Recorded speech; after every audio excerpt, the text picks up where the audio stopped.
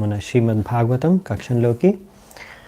So ఈరోజు మనం శ్రీమద్ భాగవతం 4వ స్కందం 27వ అధ్యాయంలో 13వ నంబర్ శ్లోకం నుంచి 30వ నంబర్ శ్లోకం వరకు చర్చించుకుందామంట. సో మంగళాచరణ చేసుకుని స్టార్ట్ చేద్దాం. ఓం అజ్ఞానతిమిరాంధస్య జ్ఞానాంజనశలాకయ చక్షోరన్మిళితం యేన తస్మై శ్రీగురవే నమః. శ్రీచైతన్యమనోభీష్టం స్థాపితం యేన భూతలే స్వయం రూపః కదా మహ్యం దదాతి స్వపదాంతికం. వందేహం శ్రీగురూన్ శ్రీయుతాపదకమలం శ్రీగురున్ వైష్ణవాంశ్చ శ్రీరూపం సాగ్రజాతం సహగణ రఘునాథాన్వితాం తం సజీవం సాద్వైతం సావధూతం పరిజనసహితం కృష్ణచైతన్యదేవం శ్రీరాధా కృష్ణపాదాన్ సహగణ లలితా శ్రీవిశాఖాన్వితాంశ్చ. నమో ఓం విష్ణుపాదాయ కృష్ణప్రేష్టాయ భూతలే శ్రీమతే భక్తివేదాంత స్వామినితే నామినే. నమస్తే సారస్వతే దేవే గౌరవాణి ప్రచారిణే నిర్విశేష శూన్యవాది పాశ్చాత్యదేశతారిణే. నమో మహావదన్యాయ కృష్ణ ప్రేమ ప్రదాయతే కృష్ణాయ కృష్ణ చైతన్య నామినే గౌరత్విషే నమః. హే కృష్ణ కరుణా సింధు దీనబంధు జగత్పతే గోపేశ గోపికా కాంత రాధా కాంత నమోస్తుతే. తప్త కాంచన గౌరాంగి రాధే వృందావనేశ్వరి వృషభానుసుతే దేవి ప్రణమామి హరిప్రియే.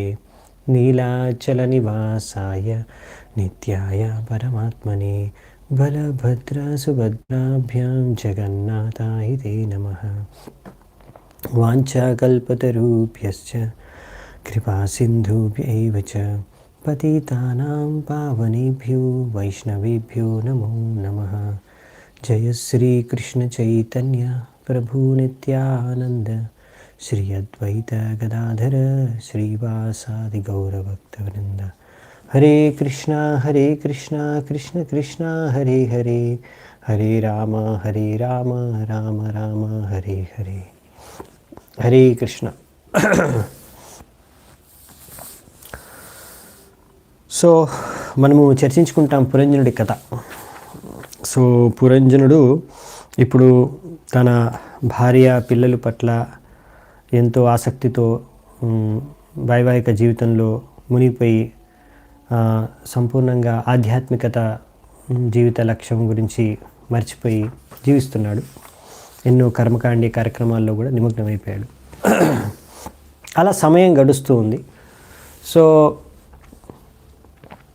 ఇప్పుడు ఏం జరుగుతుంది నెక్స్ట్ అనే విషయాన్ని మనం ఈరోజు చర్చించుకుందామంట. 13వ నంబర్ శ్లోకం. చండవేగ ఇతి ఖ్యాతో గంధర్వాధిపతిర్నృప గంధర్వాస్తస్య బలినః షష్ట్యుత్తరశతత్రయం. సో ఇక్కడ ఏం చెప్తున్నారంటే, ఓ రాజా, గంధర్వ లోకంలో ఒక గంధర్వ రాజు ఉన్నాడు. ఆయన పేరు చండవేగ. ఆయన కింద 360 మంది ఎంతో శక్తివంతమైన గంధర్వ సైనికులు కూడా ఉన్నారు. సో ఇక్కడ చెప్పేది ఏంటంటే, చండవేగ అంటే ఎవరంటే కాలం. కాలాన్ని ఇక్కడ చండవేగ అనే పేరుతో చెప్పారనమాట. సమయం కాలం ఎవరి గురించి ఆగదు. చండవేగ అంటే ఏంటి అంటే ఎంతో వేగంగా పయనించి వెళ్ళిపోయేది. సమయం ఎవరి కోసం ఆగదు. సో ఇక్కడ 360 ఎంతో శక్తివంతమైన సైనికులు ఎవరు? 360 రోజులు అంటే ఒక సంవత్సరం కాలం. సో ఈ విధంగా ఇది 360 రోజుల్ని, ఒక సంవత్సరాన్ని సూచిస్తుందన్నమాట సైనికులంటే. సో ఇలా మామూలుగా ఏంటంటే ఇలా సమయం అనేది ప్రతిరోజు సూర్యోదయం అవగానే మళ్ళీ సూర్యాస్తం అయిపోతుంది సాయంత్రం. సో ఒకరి వాయువు అలా సూర్యోదయం సూర్యాస్తం ప్రతిరోజు అయినప్పుడల్లా ఒకరి ఆయువు తగ్గిపోతూ ఉంటుందన్నమాట. ఈ విధంగా సమయము ఒకరి జీవితకాలాన్ని సమయం గడిచిన కొద్ది ఒకరి జీవితకాలం తగ్గిపోతూ ఉంటుంది. ఎవరు కూడా దీన్ని ఆపలేరు. కానీ ఇప్పుడు ఎవరైనా భక్తిలో నిమగ్నమైపోయి ఉంటే, శుద్ధ భక్తి చేసుకుంటున్నారు అనుకోండి, డివోషనల్ సర్వీస్ భక్తి చేసుకుంటే మాత్రం ఆ వ్యక్తిని ఈ యొక్క సమయం స్పర్శించలేదు. సూర్యుడు ఉదయించిన అస్తమించిన ఆ వ్యక్తిని మాత్రం ప్రభావితం చేయలేవు. ఆ వ్యక్తి ఆయుర్హరతి వైపుంసాం ఉదయన్న సంచయన్న సౌ. సో మామూలుగా అయితే వేరే వ్యక్తుల ఆయువు తగ్గిపోతుంది, కానీ భక్తుల ఆయువు తగ్గిపోదంట. ఎందుకు? సో మామూలుగా ఏంటంటే ఎవరైతే భగవంతుడి భక్తిలో నిమగ్నమై భగవంతుడికి సేవ చేసుకుంటున్నారో వాళ్ళ ఒకటే కోరిక, భగవంతుడికి సేవ చేసుకుంటూ ఉండాలి, భక్తి చేసుకోవాలని. ఆ కోరికతోనే వాళ్ళు భగవంతుడిని సంతృష్టిపరచడానికి సేవ చేసుకుంటూ ఉన్నారు. వాళ్ళకెందుకు సమయం ప్రభావితం చేయలేదు, వాళ్ళ ఆయువు ఎందుకు హరించలేదు, సూర్యాస్తం సూర్యోదయం లేకపోతే ఇలా సమయం గడిచిన కొద్దీ అంటే, ఒకవేళ వాళ్ళకు మృత్యు వచ్చేసింది అనుకోండి, భక్తులు భక్తి చేసుకుంటున్నారు, మృత్యు వచ్చేసింది అనుకోండి, వాళ్ళకి ఏమీ ఫరక్ పడదు, ఏమీ తేరాలేదన్నమాట. ఎందుకు? చనిపోతే ఏమవుతుంది? ఈ శరీరాన్ని వదిలేస్తారు. వాళ్ళు భక్తి చేసుకుంటున్నారు కాబట్టి నెక్స్ట్ అదే చేసుకోవాలనుకుంటున్నారు కాబట్టి వాళ్ళకు ఏ శరీరం ప్రాప్తించినా లేకపోతే భగవద్ధామానికి వెళ్ళినా ఎక్కడికి వెళ్ళినా వాళ్ళు భగవంతుడి భక్తి కొనసాగిస్తూనే ఉంటారు. సో వాళ్ళకి ఏమాత్రం డిఫరెన్స్ లేదు. ఈ శరీరం కాకపోతే ఇంకో శరీరం, ఈ భౌతిక శరీరం లేకపోతే ఆధ్యాత్మిక శరీరంలో ఆధ్యాత్మిక లోకంలో వెళ్ళి సేవ చేసుకుంటూ ఉంటారు. సో లాస్ లేదనమాట. సో సమయం ఏమాత్రం ప్రభావితం చేయలేదు. అదేంటండి మరి కర్మీలు లేకపోతే ఎవరైతే భౌతికవాదులు ఉన్నారో వాళ్ళు కూడా చచ్చిపోతే ఇంకొక శరీరాన్ని ధరిస్తారు కదా, ఆత్మ ఎలాగో చావు కదా, ఆత్మకి ఎలాగో చావు లేదు కదా, వాళ్ళకు కూడా మరి సమయం ప్రభావితం చేయలేదు కదా అంటే, ఎందుకు వాళ్ళకు ప్రభావితం చేస్తుంది సమయం? వాళ్ళ ఆయువును ఎందుకు హరించేస్తుందంటే, వాళ్ళు ఇప్పుడు ఎన్నో ప్లాన్లు చేసుకుంటున్నారన్నమాట. ఎన్నో డబ్బులు సంపాదిస్తున్నారు, ఎన్నో ఆస్తులు సంపాదిస్తున్నారు, లేకపోతే ఎన్నో కార్యాలు చేస్తున్నారు, ప్లాన్స్ చేస్తున్నారు. రేపు ఇలా నేను భోగిస్తాను, నేను రేపు ఇలా ఎంజాయ్ చేస్తాను, నేను నా తర్వాత పిల్లలతో కానీ నా కూతుళ్ళ కొడుకులు ఇంకా మిగతా వంశంలో ఉన్న వాళ్ళతో కానీ ఫ్రెండ్స్తో కానీ లేకపోతే ఎన్నో ప్లాన్స్ చేస్తున్నారు వాళ్ళు బతకడానికి, భవిష్యత్తులో ఎలా భోగించాలనే దానికి. సో ఈ మృత్యు సమయంలో ఆ ప్లాన్స్ అన్నీ ఇంకా జీరో, అవి ఇంకా పనికిరావు అన్నమాట. చనిపోయాడంటే వ్యక్తి అతను చేసిన ప్రయత్నం అంతా ఇంకా శూన్యం, దేనికి పనికిరాదు. అతను సంపాదించిన డబ్బంతా దేనికి పనికిరాదు అతనికి. సో మళ్ళీ ఇంకో జన్మ అతను కంపల్సరీ భౌతికవాది కాబట్టి ఇంకో జన్మ ఎక్కడో ఎత్తుతాడు. పాపాలు చేసుకుంటే ఇంకా పాపయోని దొరుకుతుంది, శిక్ష దొరుకుతుంది. తర్వాత ఎక్కడో అక్కడ ఇంకో జన్మ అనేది దక్కుతుంది, మనిషో పశువు జన్మ దక్కుతుంది. కానీ అక్కడ ఇప్పుడు ఈయన చేసుకున్న ప్లాన్స్ అన్నీ, సంపాదించుకుందంతా కూడా, సమకూర్చుకుందంతా కూడా ఆయనతో పాటు పోదు. సో మళ్ళీ ఆ వ్యక్తి ఫస్ట్ నుంచి స్టార్ట్ చేసుకోవాలి. ఇంకా ఈ భౌతిక ప్రపంచంలోనే, భౌతిక జగత్తులోనే అలా భ్రమిస్తూ ఉంటాడనమాట వ్యక్తి. సో అందుకనే వీళ్ళకి భయం. ఎవరైతే అభక్తులో వాళ్ళకి చాలా భయం. ఇప్పుడు కరోనా నడుస్తుంది, మృత్యు అంటే చాలా భయం. ఎందుకు? ఇప్పుడు మృత్యు వచ్చేసిందంటే ఎన్నో ప్లాన్లు వేసుకొని పెట్టుకున్నాను నేను, సడన్గా ఇప్పుడు చచ్చిపోతే ఎంతో కష్టపడ్డాను, ఎన్నో చేశాను, ఎన్నో చేయాలనుకున్నాను, అవన్నీ ఏమైపోతాయి? టెన్షన్, భయం. కానీ భక్తులకి ఏమీ టెన్షన్ లేదు. నిజంగా మీరు భక్తి చేసుకుంటున్నారు, అదే మీ జీవిత లక్ష్యం అయితే మీరు టెన్షన్ పడాల్సిన అవసరం లేదు. సో చచ్చిపోతాం అంతే కదా. ఏం జరుగుతుంది? కంటిన్యూ చేస్తాం భక్తి. మనం నిజంగా భక్తి చేసుకోవాలనుకుంటూ నిజంగా సరిగ్గా భక్తి చేస్తే ఆ వ్యక్తి భయపడ్డు. ప్రపంచంలో ఏం జరిగినా సరే దానికి భయపడ్డు భక్తుడు. భగవంతుడి శరణాగతుడైన వ్యక్తి ఎప్పుడూ భయపడ్డు, దేనికి భయపడ్డు. ఎందుకు? అతను భగవంతుడికి శరణైపోయాడు, భగవంతుడికి సేవ చేసుకోవడం ఆయన ముఖ్యమైన జీవిత లక్ష్యం, ఇంక వేరే లక్ష్యం లేదానికి. అది అతను మృత్యు తర్వాత కూడా కంటిన్యూ చేసుకుంటూ వెళ్ళిపోతాడు. సో అతనికి భయం లేదు.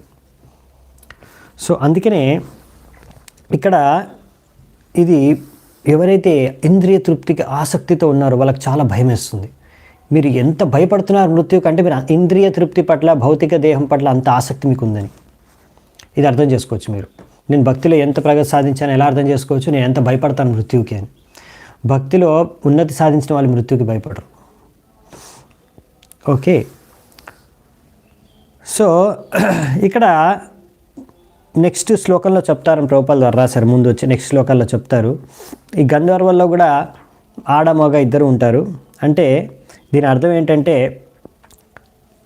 ఆడవాళ్ళు మగవారు ఇద్దరు కూడా వారి యొక్క ఆయువు తగ్గిపోతూ ఉంటుంది సమయానుసారంగా. సమయం ప్రభావంలో వాళ్ళ ఆయువు అనేది హరించుకుంటూ పోతుంది. గంధర్వ్యస్తాదృశిర్ అస్య మైథున్యశ్చ సితాసిత పరివృత్య విలుంపంతి సర్వకామా వినిర్మిత. ఇలా చండవేగతో సహా ఎంతోమంది గంధర్వీలు కూడా ఉన్నారంట. ఎంతమంది సైనికులు ఉన్నారో మగ సైనికులు అంతేమంది ఆడవాళ్ళు కూడా గంధర్వీలు కూడా ఉన్నారంట. వీళ్ళందరూ కలిసి ఇంద్రియ భోగ విషయ వస్తువుల్ని దోచుకుంటున్నారంట. ఇంద్రియ భోగ చేయడానికి కావాల్సిన వస్తువులన్నింటి కూడా దోచుకుంటున్నారంట వీళ్ళందరూ కలిసి. అంటే 360 సైనికులు గంధర్వులు, ఇంకా 360 గంధర్వీలు, ఇంకా చండవేగ కాల ప్రభావంలో సమయానుసారంగా వీళ్ళు దోచుకుంటున్నారంట. సో ఇవి ఏంటి? ఈ 360 ఇవి పొద్దున రాత్రి అన్నమాట. ఈ విధంగా భౌతిక కార్యాలంటే ఏంటి అసలు? భౌతిక కార్యాలంటే ఇంద్రియ తృప్తి కోసం నిర్మించుకునే, తయారు చేసుకునే వస్తువులు, సాధనలు, అవే భౌతిక కార్యాలు. ఎలాగంటే ఇప్పుడు ఎంతోమంది పరిశోధకులు ఉన్నారు, సైంటిస్టులు ఉన్నారు. ఆ సైంటిస్టులు ఎంతో పరిశోధన చేస్తున్నారు. ఎందుకు?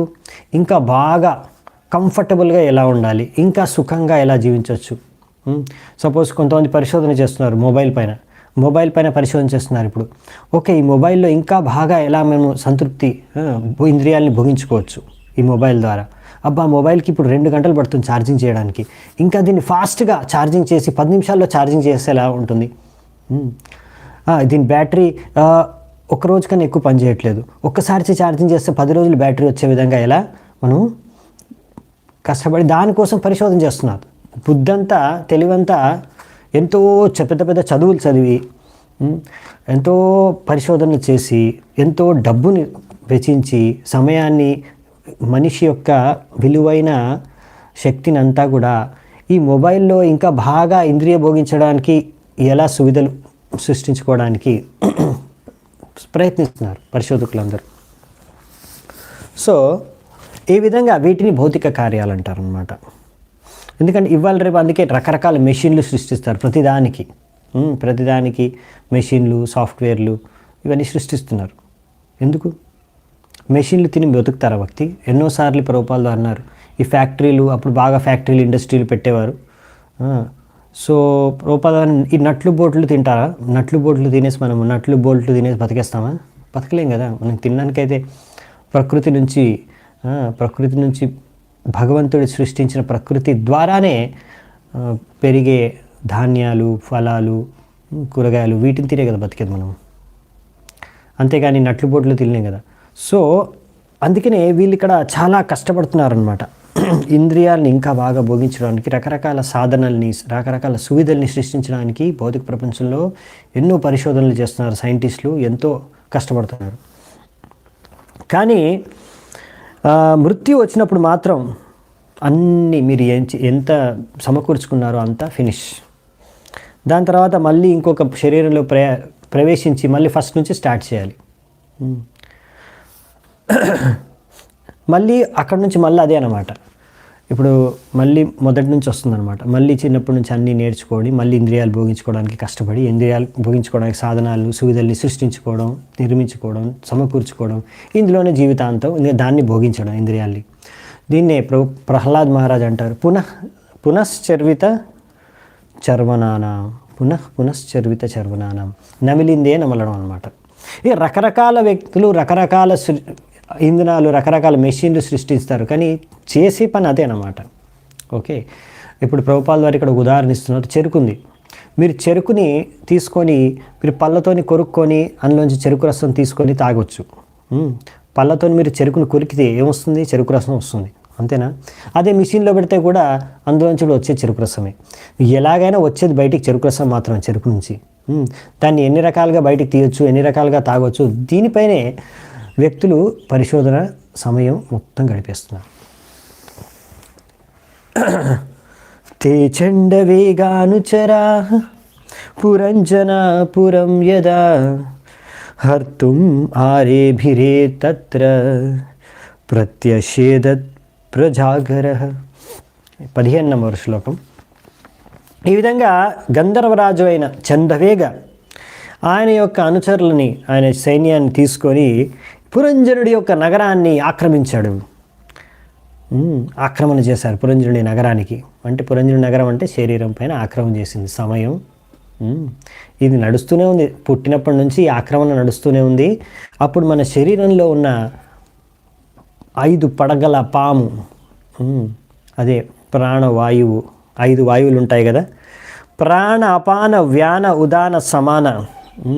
ఈ ప్రాణవాయువులు మన ప్రాణాన్ని రక్షించడానికి, ఈ శరీరాన్ని ఎలాగైనా కాపాడడానికి సమయంతో పోరాడుతున్నాయి అన్నమాట. సో ఇది మనం పుట్టినప్పటి నుంచి నడుస్తుంది. మనం పడుకున్నప్పుడు మనం నిద్రపోతాం, కానీ ఈ ప్రాణ వాయువు ఇది నిద్రపోదు, ఇది మన శరీరాన్ని కాపాడుతూ ఉంటుంది. ఈ విధంగా చిన్నప్పటి నుంచి ప్రాణవాయువు ఇలా సమయంతో పోరాడుతూ ఉంటుంది.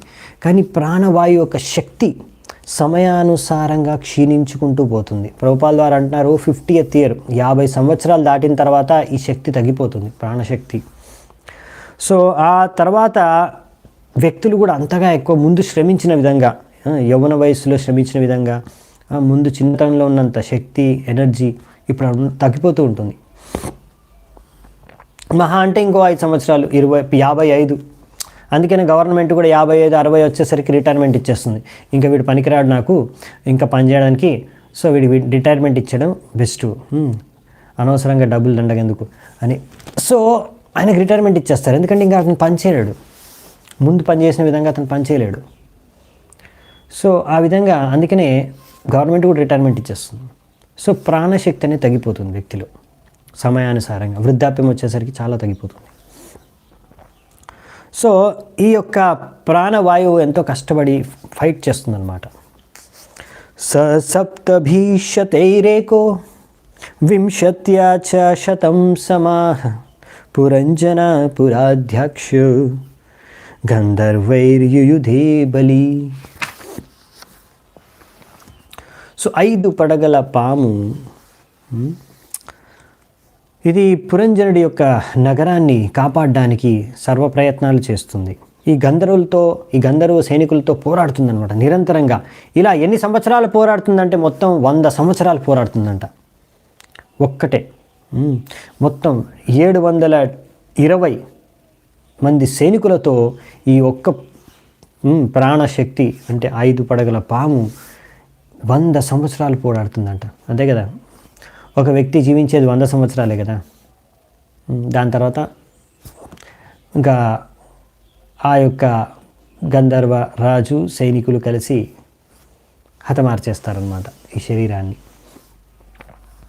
సో ఈ యొక్క పోరాటాన్ని మన బతకడం కోసం పోరాటం ఇది జరుగుతుందన్నమాట నిరంతరం. సో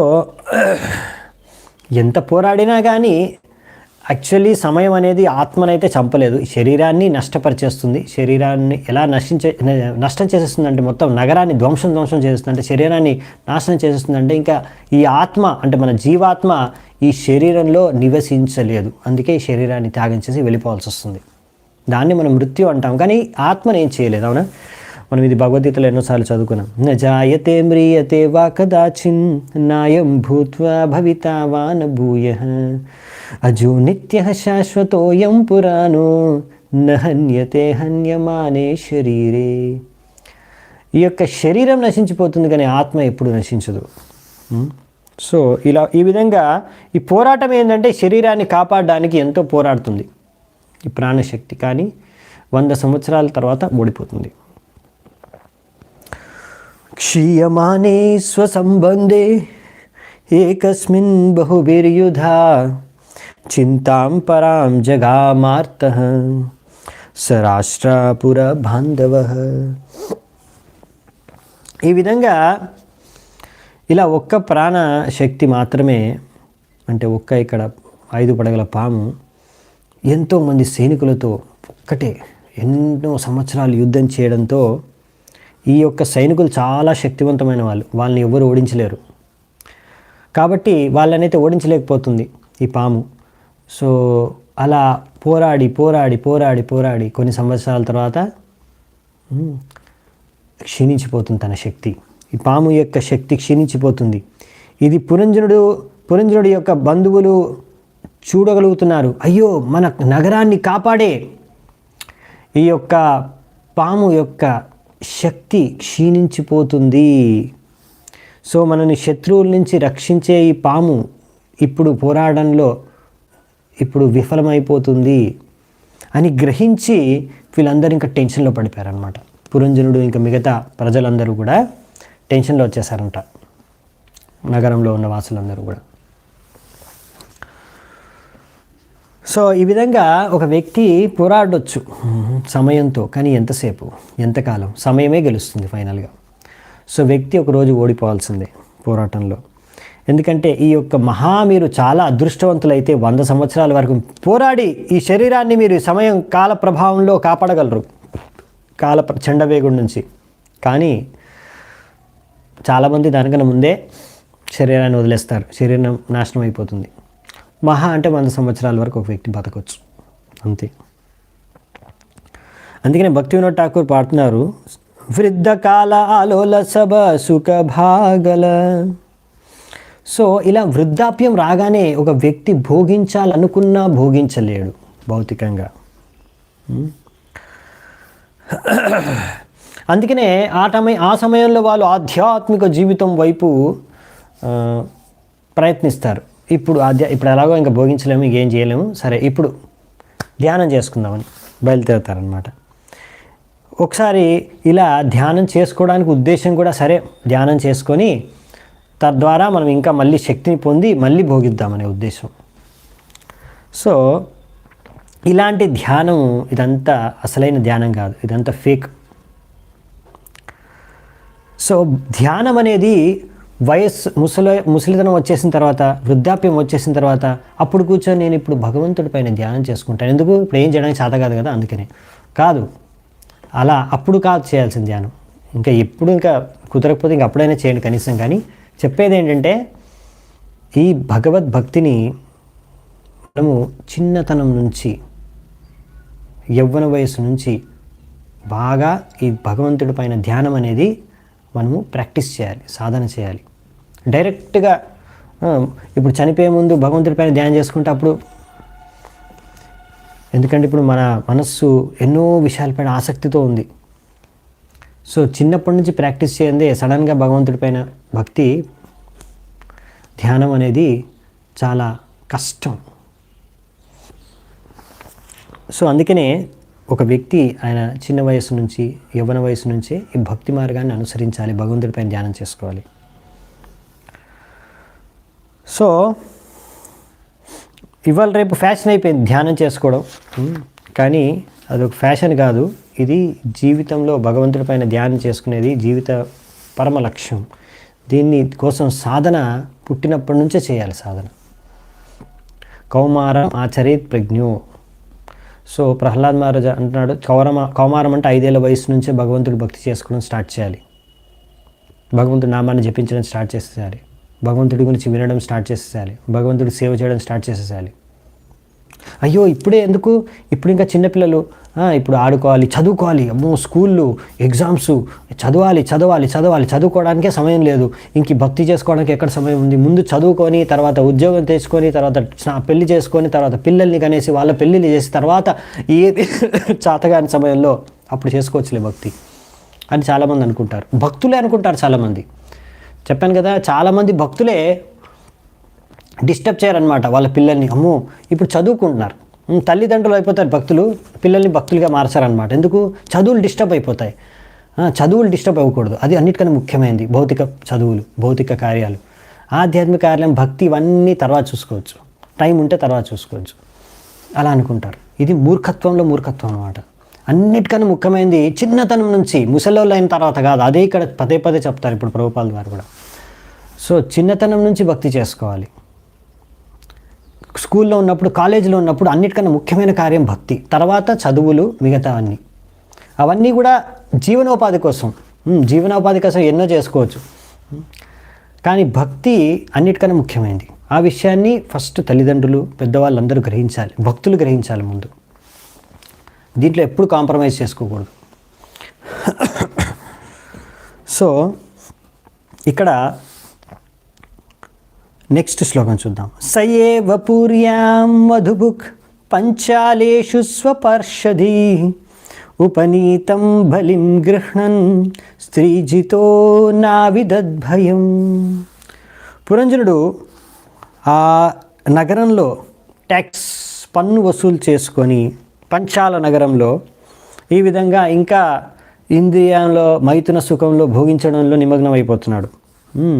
సంపూర్ణంగా ఈ స్త్రీ యొక్క వశంలో వచ్చేసి వశీభూతుడైపోయి స్త్రీకి అతనికి అర్థం కావట్లేదు, నా సమయం గడిచిపోతుంది, మృత్యు దగ్గర పడుతుంది, ఇప్పుడు చచ్చిపోతాను అని.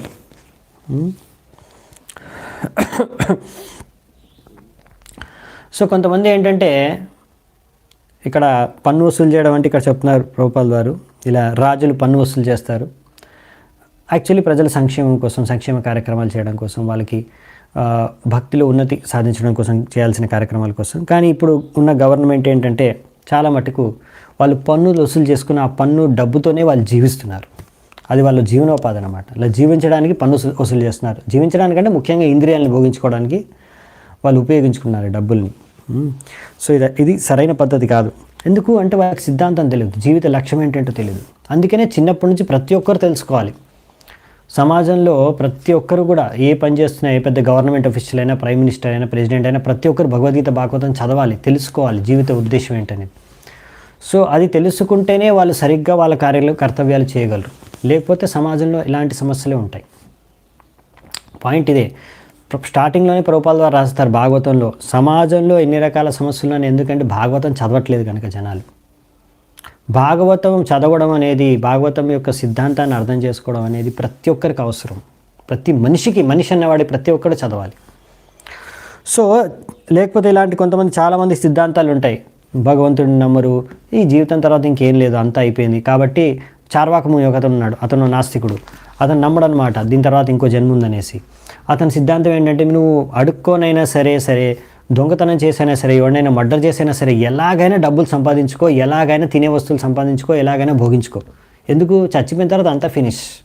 సో ఎలా నువ్వు భోగిస్తే ఏంటి అని ఆయన సిద్ధాంతం అనమాట. సో ఈ విధంగా ఎవరైతే భౌతికంగా బాగా ఆసక్తితో ఉంటారో వాళ్ళ సిద్ధాంతం ఇలాగే ఉంటుంది. కాలస్య దుహిత కాచిత్ త్రిలోకీం వరమిచ్చతి పర్యతంతీన బర్హిష్మన్ ప్రత్యనందత కశ్చన. ఇక్కడ చెప్తున్నాడు, ఓ ప్రాచీన పరిస్థితి రాజా, ఆ సమయంలో ఈ కాలము యొక్క పుత్రి, దుహిత అంటే డాటర్, దుహిత డాటర్, కాలం యొక్క పుత్రి కాలకన్య, ఆమె ఇప్పుడు నాకు భర్త కావాలి అని వెతుక్కుంటూ ముల్లోకాలు తిరుగుతుందంట. కానీ ఎవ్వరూ ఆమెని భార్యగా స్వీకరించట్లేదంట. ఈ విధంగా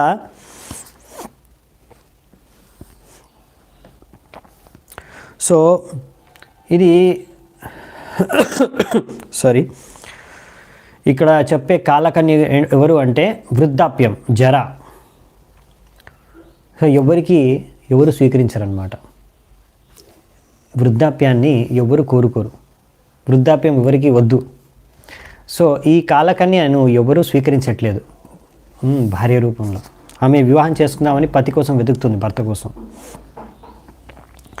సో జన్మ, మృత్యు, జరా, వ్యాధి ఇవి అసలైన సమస్యలు. ఇవి ఎవ్వరు కోరుకోరు. వృద్ధాప్యం ఎవరు కోరుకోరు, ఎవరు కావాలనుకోరు. అయినా కానీ దాన్ని ఎవరు కూడా దాని నుంచి తప్పించుకోలేరు. అందుకని ప్రభుపాల్ వారు ప్రతిసారి ఛాలెంజ్ చేస్తారు, నిజంగా నువ్వు సైంటిస్ట్వా, నిజంగా నీకు పరిశోధన తెలుసా, నువ్వు పెద్ద డాక్టర్వా, అయితే నీకు దమ్ముంటే, నీకు ఎంత తెలివి ఉంటే అన్నీ ఉపయోగించుకొని కూడా నువ్వు వృద్ధాప్యాన్ని ఆపే చూద్దాం, ఆపలేరు. ఎన్నో రకరకాల వస్తువులను ఆవిష్కరిస్తున్నారు కానీ, తినడానికి, తిరగడానికి సదుపాయాల్ని సృష్టిస్తున్నారు కానీ వృద్ధాప్యాన్ని, జన్మ మృత్యు జరా వ్యాధిని ఆపే సత్తా ఏ సైంటిస్ట్కి లేదు. అవునా? అంత సామర్థ్యం ఏ సైంటిస్ట్కి లేదు. నిజంగా ఎవడైనా సైంటిస్ట్ అని గొప్పగా చెప్పుకుంటే ఫస్ట్ మీరు అడగాల్సిన ప్రశ్న ఇది, నువ్వు నిజంగా సైంటిస్ట్ అయితే, నీకు నిజంగా దమ్ము ఉంటే, నిజంగా సత్తా ఉంటే, నీకు నిజంగా సైన్స్ తెలిస్తే అప్పుడు నువ్వేం చేయాలి? జన్మ మృత్యు జరా వ్యాధిని ఆపేసి. సరే, నీకు జన్మ అంటే అర్థం కావట్లేదు, అది సమస్య ఏంటో చాలామందికి అర్థం కాదు, కనీసం వ్యాధి అయితే అర్థమవుతుంది కదా.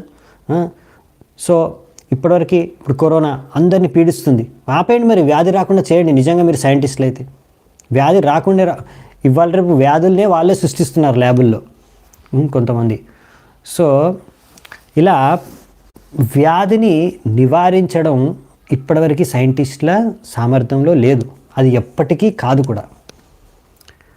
మృత్యువుని ఎవ్వరూ ఆపలేరు, వృద్ధాప్యాన్ని కూడా ఎవరూ ఆపలేరు, ఎంత గొప్ప సైంటిస్ట్ అయినా ఆపలేడు. సో అది ఆపినప్పుడు ఒప్పుకుంటాం, నువ్వు నిజంగా నువ్వు సైంటిస్టు, నువ్వు గొప్పవాడివి అని, నీకు తెలివి ఉందని. సో దానికోసం కష్టపడాలి, దానికోసం కష్టపడడమే ఈ భక్తి మార్గం. అసలైన సమస్యలు, మనిషికి ఉన్న అసలైన సమస్యలు ఇవి, జన్మ మృత్యు జరా వ్యాధి. ఈ 4 నుంచి బయటపడి దీని నుంచి తప్పించుకునే ఒకే ఒక మార్గం ఏంటంటే భక్తి చేసుకోవడం. సో ఇక్కడ బేసికల్లీ ఏంటంటే వృద్ధాప్యాన్నే ఇక్కడ కాలకన్య, జర లేకపోతే కాలం యొక్క పుత్రి అని ఇక్కడ చెప్తున్నారనమాట.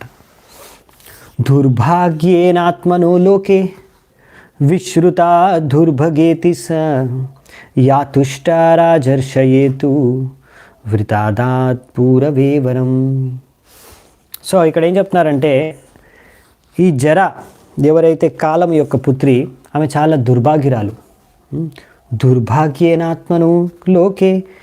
సో ఎందుకు అంటే ఆమెను అందుకనే దుర్భాగ అన్నారనమాట, నువ్వు దుర్భాగ్యురాలివి అన్నారంట. ఆమె ఒక్కసారి మాత్రం ఎవ్వరూ ఆమెను స్వీకరించట్లేదు, కానీ ఒక్కసారి మాత్రం ఒక రాజు ఆమెను స్వీకరించాడంట. స్వీకరించిన తర్వాత ఆయనకి ఎంతో మంచి గొప్ప వరం కూడా ఇచ్చిందంట. సో ఇది మనకు హిస్టరీలో వస్తుంది, మన భాగవతంలోనే వస్తుంది, తర్వాత చర్చించుకుంటాం వేరే స్కందాల్లో ఈ స్టోరీ గురించి. ఇది ఎంతో దుర్భాగ్యరాలైనా కానీ ఈ జర, వృద్ధాప్యం, ఆమెని ఒకసారి ఒక రాజు, యయాతి అనే రాజు ఆమెను స్వీకరించాడు. ఎందుకు అంటే ఆ యయాతి యొక్క మామయ్య అయిన శుక్రాచార్యుడు ఆయనకి శాపం ఇచ్చాడు, నీకు వృద్ధాప్యం ఇప్పుడే వచ్చేస్తుందని. అందుకే అతనికి స్వీకరించాల్సి వచ్చింది శాప కారణంగా. దాని తర్వాత ఎందుకు అంటే యయాతి శుక్రాచార్య యొక్క కూతుర్ని వివాహం చేసుకున్నాడు, కానీ ఇంకొక ఆమె కూతురుతో పాటు ఇంకొక కూతురి యొక్క ఫ్రెండ్ ఉంటుంది, శర్మిష్ట, రైట్. సో కూతురు పేరు దేవయాని, ఆమె పేరు శర్మిష్ట, కానీ శర్మిష్టతో కూడా సంబంధం పెట్టుకుంటాడు. అందుకనే అప్పుడు శుక్రాచార్య కూతురు వెళ్ళి తన తండ్రికి కంప్లైంట్ చేస్తే తన తండ్రి కోపంలో ఇతనికి వృద్ధాప్యం వచ్చేసేయాలని చెప్పించేస్తాడు. యయాతికి వృద్ధాప్యం వచ్చేస్తుంది.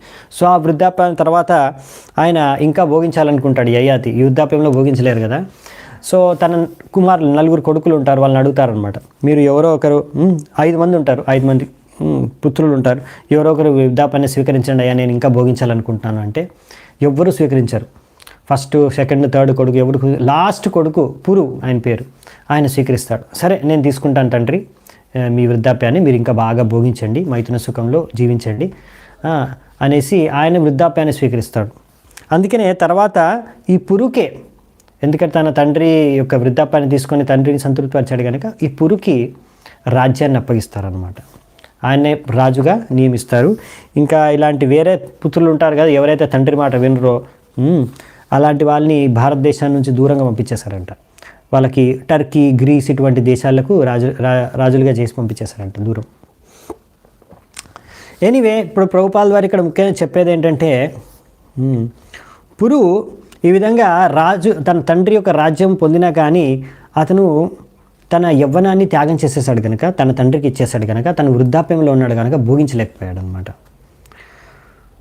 సో ఉద్దేశం ఏంటంటే ఇలా వృద్ధాప్యంలో భక్తి చేసుకొని ప్రగతి సాధించడం కొంచెం కష్టతరం.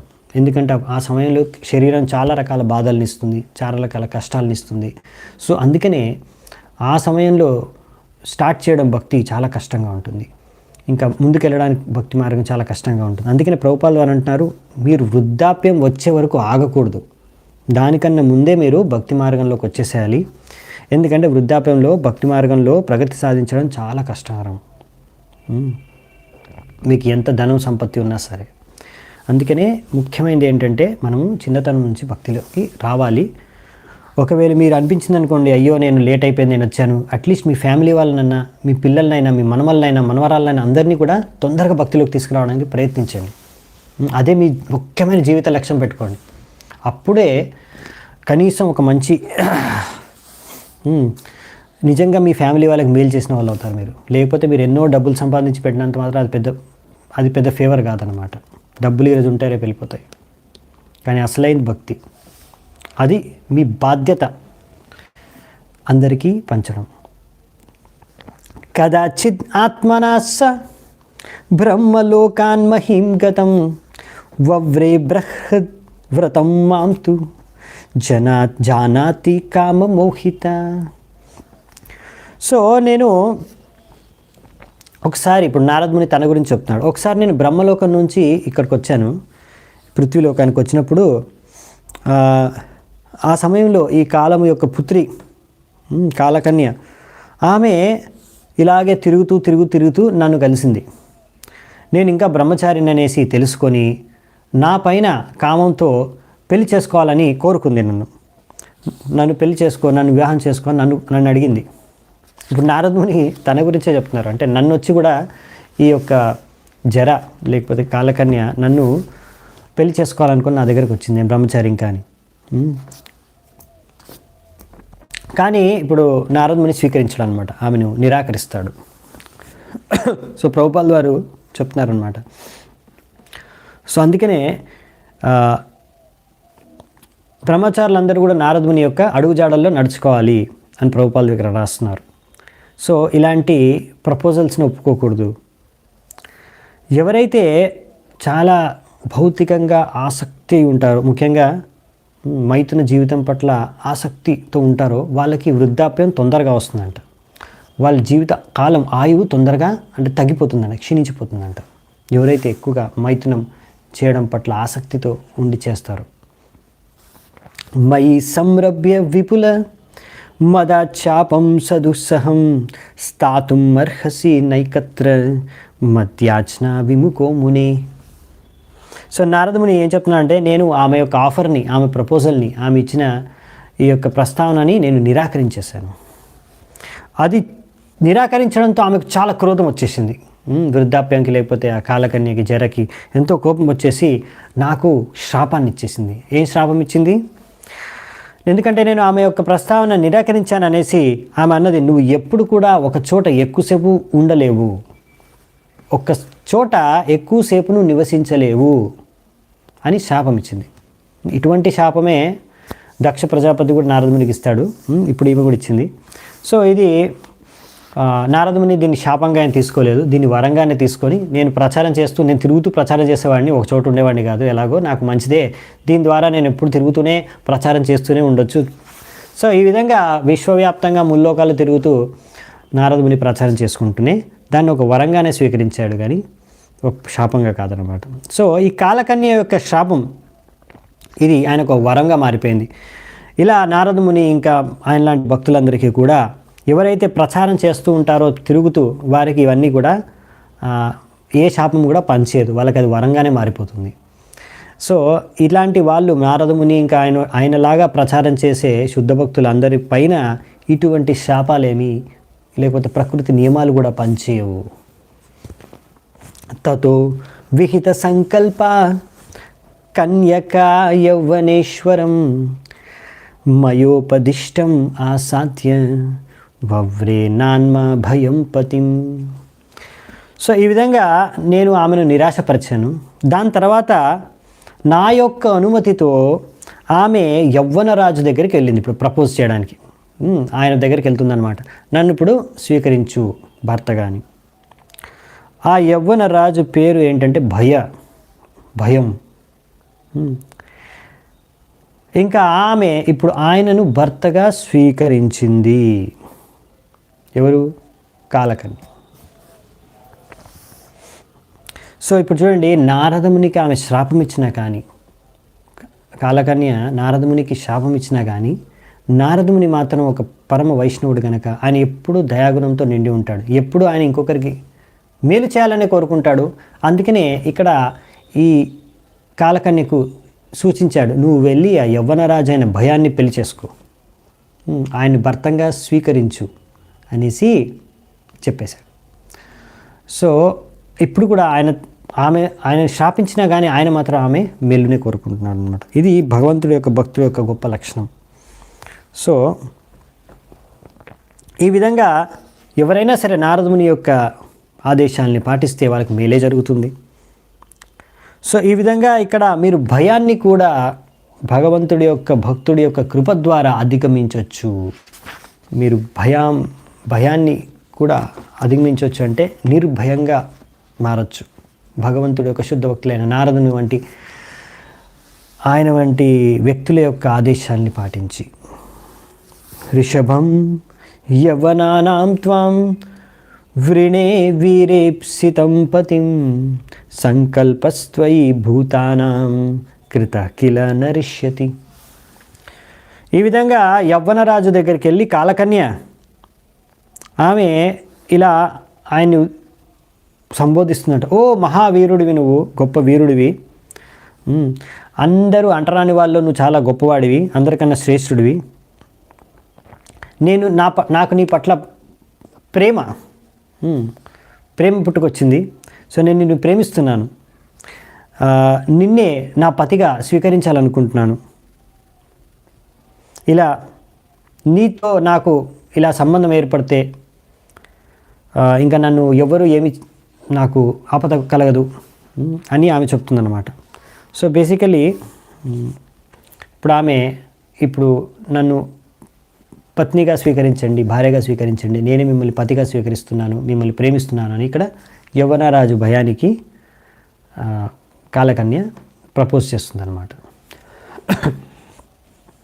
సో ఈ యవ్వనానాం ఋషభం అంటే యవ్వనుల్లో శ్రేష్ఠుడు అని మామూలుగా ఏంటంటే యవ్వన మ్లేచ్ఛ అనే శబ్దాలు ఉపయోగిస్తాం కదా, ఇవి ఎవరిని ఉద్దేశం అంటాం?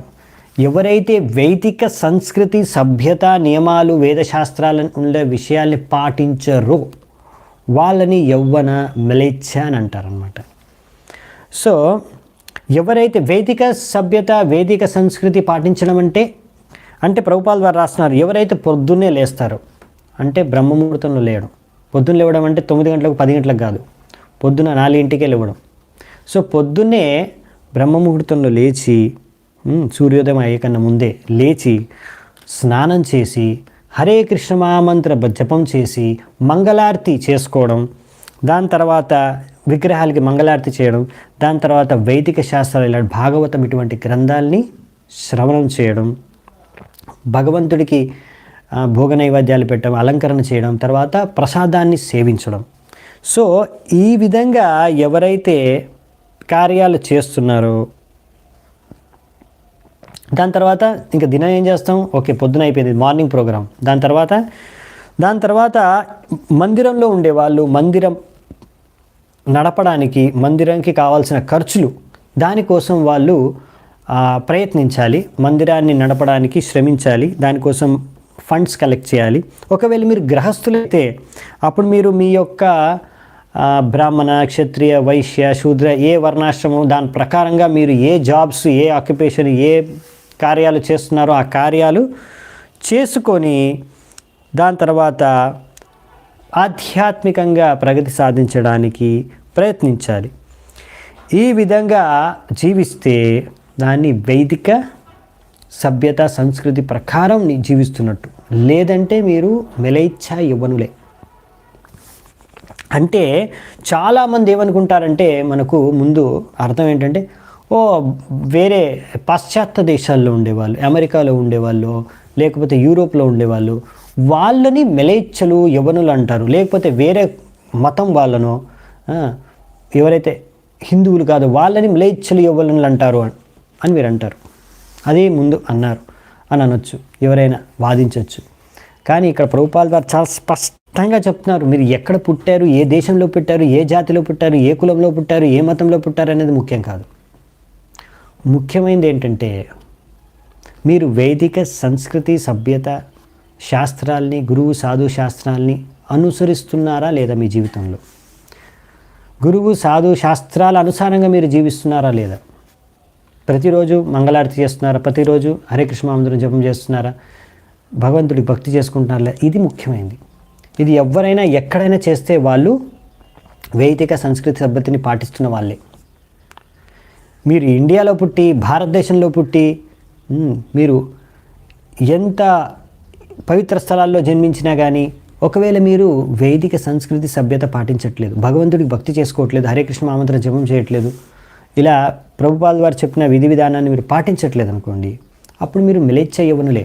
అంటే మీరు భారతదేశంలో పుట్టి, హిందూ ధర్మంలో పుట్టి, మీరు బ్రాహ్మణ కులంలో పుట్టి కూడా మీరు ఒకవేళ భగవంతుడికి భక్తి చేసుకోకపోతే మీరు మిలేచ్ఛ యవ్వనుడే, మీరు బ్రాహ్మణులు కాలేరు. కానీ ఒకవేళ చండాలుడైనా సరే ఒకవేళ భగవంతుడి నామాన్ని జపిస్తే మాత్రం అతను బ్రాహ్మణుడికైనా శ్రేష్ఠుడు, బ్రాహ్మణుడికైనా శ్రేష్ఠుడు, బ్రాహ్మణుడి కన్నా కూడా శ్రేష్ఠుడు అనే విషయాన్ని మనకు పదే పదే భాగవతంలో చెప్పారనమాట. ఎందుకంటే ఇలాంటివి మన మైండ్లో తప్పుడు ఉన్నాయన్నమాట, తప్పుడు స్క్రిప్ట్స్ ఉన్నాయి చిన్నప్పటి నుంచి. సో మిలేచ్ఛ యవ్వనుడు అనేది భారతదేశం నుంచి బయట ఉన్న వాళ్ళు కాదు, ఎక్కడున్నా సరే వైదిక సంస్కృతి సభ్యత పాటించకపోతే, భగవంతుడి భక్తి చేసుకోకపోతే అతను మిలేచ్ఛ యవ్వనుడే. భారతదేశంలో పుట్టినా, బయట పుట్టినా, ఎక్కడ పుట్టినా. ఒకవేళ బయట వాళ్ళు కూడా అమెరికాలో పుట్టినా, యూరోప్లో పుట్టినా, చండాలుడు పరివారంలో పుట్టినా ఒకవేళ అతను భక్తి చేసుకుంటే, హరినామాన్ని జపిస్తే అతను వైష్ణవుడు, బ్రాహ్మణుడి కన్నా కూడా శ్రేష్ఠుడు అనే విషయాన్ని మనం బాగా అర్థం చేసుకోవాలి. ఇదే చాలా ఇంపార్టెంట్. మనకి చైతన్య మహాప్రభు ఇదే శిక్షణ ఇచ్చాడు. అందరూ ఆచార్యులు, వైష్ణవాచార్యులు ఈ శిక్షణ ఇచ్చారు. సో ఈ విధంగా ఇక్కడ మనకి చెప్తారన్నమాట. ఒకవేళ ఒక వ్యక్తి కృష్ణ భావనామృతంలో జీవిస్తే మాత్రం ప్రభుపాల్ వారు అంటున్నారు, ఆ వ్యక్తి ఎప్పుడు ఒక యవ్వన వయసులో ఉన్న వ్యక్తిలాగా ఉత్సాహంతో ఎప్పుడు కార్యాలు చేసుకుంటూనే వెళ్ళిపోవచ్చు, భక్తి కార్యాలు. ఒకవేళ అతను 75, 80 ఏళ్ళు వచ్చినా సరే ఈ కాల కన్య ఒక వైష్ణవుడిని ఎప్పుడు కూడా ప్రభావితం చేయలేదు. ప్రభుపాల్ వారు ఒక ఉదాహరణ ఇస్తున్నారు. శ్రీల కృష్ణదాస్ కవిరాజ్ గోస్వామి. శ్రీల కృష్ణదాస్ కవిరాజ్ గోస్వామి ఆయన చైతన్య చరితామృతాన్ని ఎప్పుడు రచించారో తెలుసా? ఆయన చాలా వృద్ధాప్యంలో ఉన్నప్పుడు, ఆయనకు ఆల్మోస్ట్ 100 ఏళ్ళు అప్పుడు.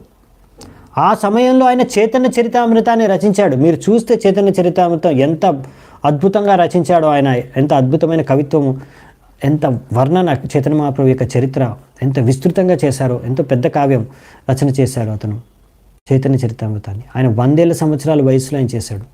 అంటే ఆ 100 ఏళ్ళ వృద్ధాప్యం ఆయన్ని ఏమాత్రం ఆయన భగవంతుడి సేవ చేసుకోవడానికి అది ఆటంకి కాదనమాట. ఒక 100 ఏళ్ళ వయసు అతను నార్మల్గా సేవ చేయలేడు. ఇంకా ఉదాహరణకు మనకు ప్రభుపాల్ వారే ఉన్నారు. ప్రభుపాల్ వారు స్వయంగా 70 సంవత్సరాల వయసులో భారతదేశాన్ని వదిలి అమెరికాకి వెళ్ళి మొత్తం విశ్వవ్యాప్తంగా 108 మందిరాలని స్థాపించాడు. వేలాది మంది, కోట్లాది మందిని భక్తులుగా మార్చేశారు. సో ఆయనను వృద్ధాప్యం, ఆయన 70-80 ఏళ్ళు ఉన్న వయసులోనే చేశాడు ఇవన్నీ. సో వృద్ధాప్యం ఉన్నా కానీ ఆయన భగవంతుడి సేవకు మాత్రం అది ఆటంకి, ఇబ్బంది కలిగించలేదు. సో భగవంతుడి యొక్క భక్తులకు మాత్రం వృద్ధాప్యం అనేది ఎప్పుడు కూడా భగవంతుడి సేవ చేసుకోవడానికి, ప్రచారం చేసుకోవడానికి, లేకపోతే వాళ్ళు చేసే భక్తికి మాత్రం ఆటంకి కలిగించదు. సో అలా ఇంకా రూప గోస్వామి, సనాతన గోస్వామి వాళ్ళు కూడా గవర్నమెంట్ జాబులు వదిలేసే తర్వాత వృద్ధాప్యంలో ఎన్నో సేవలు చేశారు. భగవంతుడు గొప్ప గొప్ప నిర్మాణాలు చేశారు, మందిరాల నిర్మాణాలు, బృందావనాలు, ఎన్నో పుస్తకాలు రచించారు. అవునా? సో ఎంతోమందికి మార్గదర్శనం చేశారు, ప్రచారం చేశారు. భగవంతుడి యొక్క లీలాస్థలిని వెతికి తీశారు, బయటికి స్థాపించారు, పునర్స్థాపించారు. సో ఇలా మన ఆచార్యులు కూడా ఎన్నో కార్యాలు చేశారు. అందుకే శ్రీనివాసాచార్య ఆయన షడగోస్వామి అష్టకంలో రాస్తారు కదా, నానా శాస్త్ర విచారణైక నిపుణౌ సద్ధర్మ సంస్థాపకౌ లోకానాం హితకారిణౌ త్రిభువనే మాన్యౌ శరణ్యాకరౌ రాధాకృష్ణ పదారవింద భజనాన్ నందేన మత్తాలికౌ వందే రూప సనాతనౌ రఘుయుగౌ శ్రీజీవ గోపాలకౌ. సో ఇలా ఆయన మన 6 షడగోస్వాముల్ని ఆయన ప్రశంసిస్తూ ఇలా ఆయన షడ్గోస్వామి అష్టకం రాశారు. సో ఈ విధంగా నారదమునిని అనుసరించే భక్తులు, శిష్యులు అందరూ కూడా ఇలా నారదముని యొక్క ఆదేశానుసారంగానే ఆయనే రాశాడు పంచరాత్రిక విధి. ఈ యొక్క మనకు 2 విధులు ఉంటాయి. నారద పంచరాత్ర మనం పాటిస్తాం. పంచరాత్రిక విధి నారదుడు ఎలా చెప్పాడో అలాగే భగవంతుడిని ఆరాధించుకోవడం. భగవంతుడి యొక్క విగ్రహారాధన పద్ధతిని నేర్పించింది మనకి నారదముని. పంచరాత్రిక విధి ఆయనే ఫాలో అవుతాం మనం. ఇంకోటి భాగవత్ విధి. భాగవత్ విధి అంటే శ్రవణం, కీర్తనం, స్మరణం, ప్రచారం ఇవన్నీ. ఇంకా పంచరాత్రిక విధి అంటే విగ్రహార్థన ఎలా చేసుకోవాలో అంటే మిగతా ఉన్నాయి కదా, అర్చనం, వందనం, దాస్యం, సాఖ్యం, ఆత్మ నివేదం. సో ఇవన్నీ నవవిధ భక్తిలో కొన్ని భాగవత విధి, కొన్ని పంచరాత్రిక విధి ఉన్నాయి. సో ఇవన్నీ కూడా మనం నేర్చుకున్నది ఎక్కడి నుంచి? నారదముని నుంచి. సో అందుకనే అదేంటి మీరు అంటున్నారు వృద్ధాప్యము కాలకన్య ఏం చేయలేదు భక్తుల్ని అంటే, భక్తులు కూడా ముసలోళ్ళు అయిపోతారు కదా, భక్తులు కూడా వృద్ధాప్యం వచ్చేస్తుంది కదా, భక్తులు కూడా ఒకరోజు చచ్చిపోతారు కదా అంటే, అవును భక్తులకు కూడా వృద్ధాప్యం వస్తుంది, భక్తులు కూడా వృద్ధులు అవుతారు. కానీ ఆ వృద్ధాప్యం కారణంగా మృత్యు వచ్చినా సరే, ఆ వృద్ధాప్యం వచ్చినా మృత్యు వచ్చినా కానీ అది వాళ్ళలో భయాన్ని పుట్టింపచేయలేదు. వాళ్ళకి భయం అనేది కలగదు. వృద్ధాప్యం వచ్చినా మృత్యు వచ్చినా వాళ్ళు భయపడరు. సో ఒక సాధారణ వ్యక్తి వృద్ధాప్యాన్ని చూసి భయపడిపోతాడు. అయ్యో ఇప్పుడు నేనేం చేయలేకపోతున్నాను, ఫ్రస్ట్రేట్ అయిపోతాడు. లేకపోతే మృత్యు వచ్చేస్తే భయపడతాడు, అయ్యో నా ప్లాన్స్ అన్నీ ఖతమైపోతాయి, ధ్వంసం అయిపోతాయని. కానీ ఎవరైతే ఇలా భక్తులు ఉంటారో, ఈ కాలకన్య ఈ భక్తుల ఒక భయాన్ని తొలగించేస్తుంది. ఇప్పుడు ఈ కాలకన్య అంటే వృద్ధాప్యం వచ్చినా కానీ ఆ వ్యక్తి భయపడ్డు, భయం అనేది వెళ్ళిపోతుంది భక్తుడి యొక్క నుంచి. ఎందుకంటే భక్తుడికి తెలిసి నేను చనిపోయినా ఏం జరుగుతుంది, భగవద్ధామానికి కదా వెళ్ళేది, అక్కడికి వెళ్ళినా నేను భగవంతుడి సేవ చేసుకుంటాను, ఇక్కడున్న భగవంతుడి సేవ చేసుకుంటాను. సో నేను డిప్రెస్ అవ్వడానికి, ఫ్రస్ట్రేట్ అవ్వడానికి ఏం లేదు అక్కడ. ఏదో కోల్పోతున్నానా, ఏం కోల్పోవట్లేదు. కాబట్టి నేను నిర్భయంగా ఇంకా ఈ శరీరం లేకుండా ఆధ్యాత్మిక శరీరంలో భగవంతుడి సేవ చేసుకోవచ్చు. కాబట్టి ఇంకా ఆనందంగా ఉంటాడు ఒక వ్యక్తి. ఒక భక్తుడు వృద్ధాప్యం కానీ మృత్యు వచ్చినా కానీ ఆనందంగా దాన్ని స్వీకరిస్తాడు. ఎందుకంటే ఆయన తెలుసు దీని తర్వాత కూడా నేను భగవంతుడి భక్తే చేసుకుంటాను. ద్వావిమావనుశోచంతి బాలావసత్ అవగ్రహౌ యల్లోక శాస్త్రోపనాంతం నరాతి న తదిచ్చతి. ఇంకా ఇక్కడ చెప్తున్నారు నారదముని, ఎవడైతే దాన ధర్మాలు చేయడో, దాన ధర్మాన్ని ఎవరైనా దానమిస్తే స్వీకరించడో అటువంటి వ్యక్తి తమో గుణంలో ఉన్నట్టు మనం గుర్తించాలి. అటువంటి వ్యక్తి అనుసరించే మూర్ఖత్వం, అటువంటి వ్యక్తులు మూర్ఖులు. తప్పకుండా అలాంటి వాళ్ళు చాలా పశ్చాత్తాపడతారు, లేకపోతే చాలా బాధను అనుభవించాల్సి వస్తుంది. అంటే బేసికల్ ఏంటంటే మన శాస్త్రాల ప్రకారం వ్యక్తి దాన ధర్మాలు చేయాలన్నమాట. చేయకుంటే బాధపడాల్సిందే. యస్ శాస్త్ర విధిముత్సృజ్య వర్తతే కామకారతః న స సిద్ధిం ఆప్నోతి న సుఖం న పరాం గతిం. ఇలా మీరు శాస్త్రాల అనుసారంగా దాన ధర్మాల కార్యక్రమాలు చేయకపోతే మీరు ఈ జీవితంలో, వచ్చే జీవితంలో ఎప్పుడు సుఖాన్ని అనుభవించలేరు అని మన శాస్త్రాలు చెప్తున్నాయి, భగవద్గీత చెప్తుంది. అందుకనే ముఖ్యంగా గృహస్థులు, క్షత్రియులు, లేకపోతే ఎవరైతే లీడర్లు, నాయకులు, రాజకీయవేత్తలు, ఎవరైనా సరే నాయకులు ఉంటారో వాళ్ళందరూ కూడా ఇలా దాన ధర్మాలు చేయాలి. ఇందులో ఒకటి ఏంటంటే, ఒకవేళ ఒక స్త్రీ వచ్చేసి వాళ్ళని అడిగింది అనుకోండి, నన్ను మీరు ఒక స్త్రీని భార్యగా స్వీకరించండి, నన్ను మీరు భార్యగా స్వీకరించండి అని ఒక స్త్రీ వచ్చి కోరుకుంటే, నిరాశ్రయులైన స్త్రీ, సో అటువంటి స్త్రీ యొక్క కోరికను స్వీకరించి ఇలాంటి వాళ్ళు ఆమెకు ఆశ్రయం ఇచ్చి ఆమెను భార్యగా స్వీకరించాలి. సో అందుకని ఇక్కడ కాలకన్య ఇప్పుడు యవనరాజు దగ్గరికి వచ్చి చెప్తుందనమాట. సో అందుకే యవనరాజు కూడా ఓకే, ఇప్పుడు నారదముని చెప్పాడు, గురువు సాధుశాస్త్రాలు చెప్తున్నాయి ఇవి, సో ఇలా ఒక స్త్రీ వచ్చి ఇలా శరణు కోరుకుంటే మనం శరణు ఇవ్వాలి అనేసి అందుకనే ఆమెను స్వీకరించాడంట.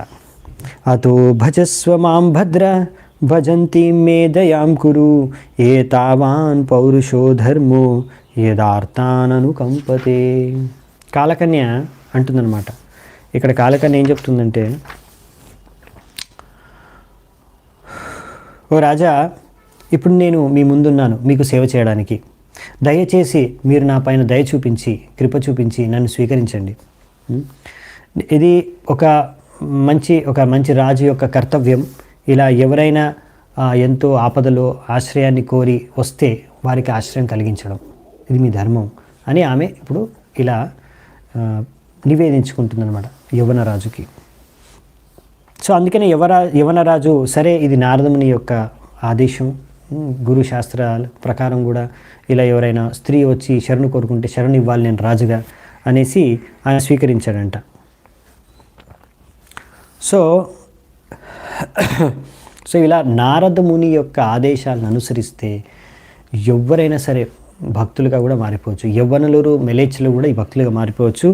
అందుకనే ఈ చైతన్య మహాప్రభు మనకు కోరుకున్నది ఏంటంటే ఈ కృష్ణ చైతన్యాన్ని, ఈ భక్తి మార్గాన్ని సంపూర్ణ విశ్వవ్యాప్తంగా ఉన్న అందరికీ, పాశ్చాత్య దేశాల్లో కూడా అన్ని దేశాల్లో అన్ని రకాల వ్యక్తులు, మలేచ్చులు, యవ్వనులు అందరికీ ప్రచారం చేయమని చెప్పారు.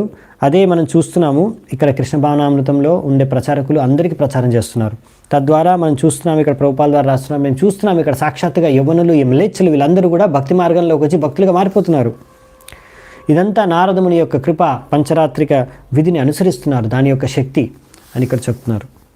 కాలకన్యోదితవచో నిశమ్య యవ్వనేశ్వర చికీర్షుర్దేవ గుహ్యం సస్మితం తామ భాషత. సో కాలకన్య ఏం చెప్తుందంటే ఇక్కడ, ఈ కాలకన్య చెప్పిన విషయాల్ని వినేసి ఈ యవ్వనరాజు నవ్వుతూ, సరే ఇదే దైవం కోరుకున్నదైతే నేను తప్పకుండా ఈమెను స్వీకరించాలి అనేసి ఇప్పుడు కాలకన్యతో ఇలా మాట్లాడుతున్నాడు. సో చరితామృతంలో రాశారు, ఏకలే ఈశ్వర కృష్ణ ఆరసభృత్య జారయైచ్యన్న ఛాయ సే తైచ్య కర నృత్య. భగవంతుడు ఈశ్వరుడు ఒకడే కృష్ణుడు. ఆయన ఎలా మనను ఎలా నృత్యం చేస్తే మనం అలా నృత్యం చేస్తాం, అంతే. మనం నిమిత్త మాత్రం అలాగే యవనరాజులా అనుకుంటున్నాడు, ఇదే దైవ నిర్ణయం అయితే నేను స్వీకరిస్తాను అని. సో నేను కూడా కృష్ణుడు యొక్క సేవకుడిని. సో వీళ్ళందరూ కూడా కృష్ణుడు సేవకులే కనుక ఆయన ఇప్పుడు సరే ఈ కాలకన్యను నేను స్వీకరించాలని కోరుకుంటే ఆ దైవం భగవంతుడు, నేను అదే స్వీకరిస్తాను అని. సో ఈ విధంగా కాలకన్యను స్వీకరించి, కాలకన్యను ప్రతి దగ్గర ప్రవేశపెట్టి, ప్రతి చోట ప్రవేశపెట్టి కాలకన్య ద్వారా ఈ సేవ చేయించుకోవడానికి నేను ఈ సేవ చేయించుకుంటాను, ఎందుకంటే ఈయన పని అదే కదా. సో ఇప్పుడు అందుకనే ఈ కాలకన్యను కూడా నేను సేవలో పెట్టుకోవచ్చు అనేసి స్వీకరించానంట. ఈ సేవ ఏంటి? ఇది చాలా ఇంపార్టెంట్. ఇప్పుడు ఈ పాయింట్ ఉంటుంది ఈ యొక్క తాత్పర్యంలో, ఇది చాలా ఇంపార్టెంట్ పాయింట్ అర్థం చేసుకోవడానికి. దీని తర్వాత అయిపోతుంది, వేరే ఇంకా 2-3 శ్లోకాసే ఉన్నాయి. సో పాయింట్ ఏంటంటే, ఇదేంటి కాలకన్యను ఎలా సేవలో పెట్టవచ్చు అనుకున్నాడు ఈ యవనరాజు అంటే, ఆయన ఇది దైవానుగ్రహంగా ఎలా స్వీకరించాడంటే, ఒక వ్యక్తి ఎవడైనా తెలివిన్న వ్యక్తి అయితే ఎప్పుడు వృద్ధాప్యం రాగానే కొంచెం ఆ వ్యక్తిలో ఏంటంటే కొంచెం భయం పుట్టుకొస్తుంది. చాలామంది జీవితాంతం భక్తి చేసుకోకుండా కానీ వృద్ధాప్యంలో భక్తి చేసుకోవాలని కోరిక పుట్టేస్తుంది. ఎందుకు? భయం. వృద్ధాప్యం వచ్చేసింది, ఇప్పుడు కొన్ని రోజుల తర్వాత చచ్చిపోతాను, దాని తర్వాత ఏమవుతుంది నా పని, నాతో పాటు ఏమీ తీసుకెళ్ళలేను, ఏమొస్తుంది నాతో పాటు? నేను చేసుకున్న భక్తి మాత్రమే. అప్పుడు కొంచెం జ్ఞానోదయం, భయం కలిగి భక్తి చేసుకోవడం స్టార్ట్ చేస్తారు. అంటే కొంతమంది ఉన్నారనమాట, వాళ్ళు వృద్ధాప్యం వచ్చేవరకు భక్తి స్టార్ట్ చేయరు. సో అలాంటి వాళ్ళు కనీసం కొంతమంది ఉంటారు, వృద్ధాప్యం వచ్చిన తర్వాత కూడా భక్తి చేసుకోరు, అలాగే చచ్చిపోతారు పశువుల్లాగా. కానీ ఎవరైతే తెలివైన వ్యక్తి, సేన్ మ్యాన్ అని ఇక్కడ రాశారు, బుద్ధిన వ్యక్తి, తెలివైన వ్యక్తి ఏంటంటే వృద్ధాప్యం రాగానే కొంచెం అప్రమత్తం అయిపోతాడు. ఇప్పుడు నేను ఇంకా నా భౌతిక కార్యాలను కొంచెం తగ్గించి రిటైర్మెంట్ తీసుకొని ఇప్పుడు భక్తి చేసుకోవాలి సంపూర్ణంగా అని కొంచెం బుద్ధినవాడు ఎవరైనా భక్తి చేసుకుంటాడు భయంతో. సో ఈ విధంగా బుద్ధినవాడు భక్తి చేసుకుంటాడు. ఈ విధంగా నేను కాలకన్యను కూడా సేవలో పెట్టొచ్చు, భగవంతుడి సేవలో అని అనుకున్నాడంటే యవనరాజు. మయా నిరూపితస్తుభ్యం పతిర్ ఆత్మ సమాధిన నాభినందంతి లోకోయం త్వామభద్రామ సమ్మతాం. సో యవనరాజు చాలా ఆలోచించి దాని తర్వాత ఆయన చెప్పాడనమాట కాలకన్యకి, నేను ఇప్పుడు నీ కోసం ఒక భర్తని ఎన్నుకున్నాను. యాక్చువల్లీ నువ్వు చాలా దుర్భాగ్యురాలివి, ఇంకా చాలా అమంగళం, ఇనాస్పిషియస్. సో అందుకనే ఎవ్వరు నిన్ను కోరుకోరు, నువ్వంటే ఎవరు ఇష్టపడరు. సో నిన్ను భార్యగా ఓడి స్వీకరిస్తారు అని ఇప్పుడు యవనరాజు కాలకన్యకి చెప్తున్నాడు. సో ఇప్పుడు యవనరాజు ఆలోచిస్తున్నాడు, ఈమెను ఎలా స్వీకరించాలి ఈమెతో అని. ఇప్పుడు ఎలాగైనా సరే best use of bad bargain అని ఆలోచిస్తున్నాడు. ఈమెను కూడా ఎలాగైనా సేవలో పెట్టేసి ఈమె ద్వారా కూడా నేను ఏదో ఒక సేవ తీసుకుంటానని. సో కాలకన్య ద్వారా ఈ విధంగా ఒక వ్యక్తిలో వృద్ధాప్యం వచ్చేసిందనుకో, అప్పుడు అతనికి ఆ భయంతో అయ్యో ఇప్పుడు చచ్చిపోయిన తర్వాత నెక్స్ట్ ఏమవుతుందేమో, అట్లీస్ట్ ఇప్పుడైనా నెక్స్ట్ జీవితంలో సరిగ్గా వచ్చేటట్టుగా దానికోసం భక్తి చేసుకోవాలి అని వ్యక్తి భక్తి చేయడం ఆరంభిస్తాడు. సో ఈ విధంగా నేను ఒక వ్యక్తిలో భక్తి చేయడం ఆరంభించడానికి ఆ భయాన్ని సృష్టించవచ్చు, దానికోసం ఈ వృద్ధాప్యాన్ని అంటే కాలకన్య నేను ప్రయోగించుకోవచ్చు అని ఆమెను స్వీకరించడానికి ఇప్పుడు ఒప్పుకుంటున్నాడు. త్వం అవ్యక్తగతిర్భుంక్ష్వ లోకం కర్మ వినిర్మితం యాహి మే ప్రత్తనాయుక్త ప్రజానాశం ప్రణిష్యసి. ఈ యొక్క భౌతిక ప్రపంచం అంతా భౌతిక కార్యాలతో నిండిపోయింది, ప్రపంచం అంతా కూడా. అందుకనే నువ్వు ఇలా కర్మకాండీలు అంటే కర్మాలు, భౌతిక కర్మల్లో నిమగ్నం అయిపోయిన జనాలను ఎవరినైనా అటాక్ చేయొచ్చు.